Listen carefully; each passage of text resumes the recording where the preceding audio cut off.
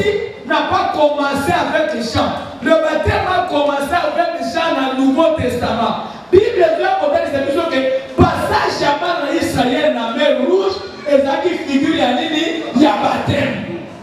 Na époque où on a bamekaka na kati ya mai, na katikati ya mai, bapolaka te, puisque mai ekawanaka en deux, la Bible dit qu'ils ont traversé la mer Rouge à pied sec. Pied sec, c'est qu'il n'y avait pas d'eau, ni la boue, c'est que bapolaka te. Mais ils ont dit sous forme, il y a baptême. Mais l'eau a toqué à mon fleuve dans la balai, par tout le ici, donc ils sont trouvés dans mon baptême, si bien que les gens qui figurent dans le baptême dans l'Ancien Testament. Mais l'autre Testament, tu connais le baptême. De la même manière que le baptême des gens. Et récemment, le baptême des gens, et il faut la côté à Dieu sous moi, il y a Marie. Na pouzo. Vous avez baptême à Jean.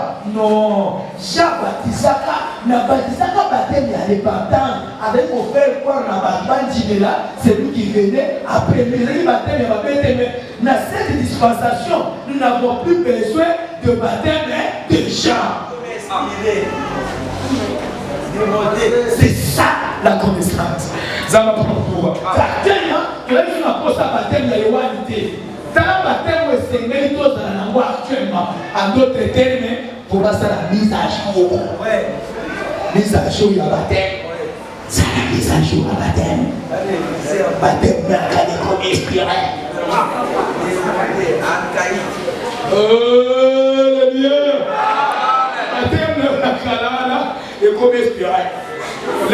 Les jeunes d'esprit de connaître la société. Ce qu'on peut dire qu'on doit le dire, soit qu'il y ait dans la Wi-Fi, soit qu'il y ait des télévisions soit vos cadets. Si cet enseignement, j'apporte l'école dit, baptisé par moi.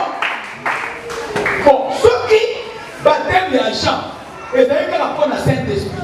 Pourquoi les posés qui vont au caca à mon côté, à le Saint-Esprit, il fallait qu'il y ait un qui s'abandonne sous la maille. Parce que, il fallait qu'il y ait un dans la maille pour, là, il va prendre la maille. Il va passer qu'il va au nom du Père, Fils et Saint-Esprit. Mais actuellement, Père, Fils, Saint-Esprit, c'est seulement un qui est Jésus-Christ de Nazareth. Ça ne va pas pourquoi. Minute n'a Sili, sur le baptême, tu comprends que le vrai baptême, c'est le baptême au nom de Jésus-Christ. Et vrai baptême, après avoir se fait baptiser, il faut qu'il y ait un service de l'imposition des mains pour communiquer le Saint-Esprit. Voilà pour ce qui concerne le baptême. D'abord, il faut que sur ces paroles-là remplacent quoi? L'enseignement. C'est qu'avant de baptême, il faut avoir un enseignement sur le baptême. Si on va sur le baptême, deuxième procédure, il faut imposer par moment au besoin Saint-Esprit. Baptême, nous sommes besoin sans enseignement. Tout le monde est dans la campagne. Tout ça, il faut hasard. Tout cet exemple à télé. Bon, allez, tout peux ça bébé. Tout ça, il campagne de l'objet. Bandimiro, il y a Yessika. 3000 personnes, il y a Yessika. Les habits d'images. Lundi, tout est baptême. Papa, où est-ce que tu vas voter? Où est-ce que tu vas voter? Comment je vais voter? Attends, il y a une église, il est là. Où est-ce que tu vas voter? Il doit d'abord prendre l'enseignement. C'est pour qu'on dit l'apôtre Jean-Baptiste a dit qu'on veut la Kabadou, Baya Kozobate, Naba militaire. Il y a beaucoup de choses comme moi. Il y a des gens militaire qui vous a pris à fuir la colère à venir. Donc, il y a beaucoup de gens à Kamouné, Basola, Baya Kozobate, à dire qui va voter. Il y a des gens les gens prenaient seulement les baptêmes comme ça, pour préparer l'arrivée de celui qui venait après lui. Et ça, la suite de ça, la sensibilisation que nous avons dans sa bouche à boca, tout le monde va dire tout le monde va dire tout ça, le nombre pour la honneur. Nous Jean-Baptiste avait besoin aussi de nombre pour faire l'honneur à celui qui venait après lui. Mais après tout ça, il faut maintenant que les gens vendre son enseignement sur le baptême avant qu'il va se faire baptiser. Ça ne va pas pour le Seigneur. Si le père baptême, avant ça, te comprendre. Pour que le baptême, il y a ma paix. Il faut qu'on ait maîtrise, il y a baptême, il y a bien. 1 Corinthiens chapitre 10, tout le papier sur la Sainte Seine, tout clôturé sur les alliances des religions.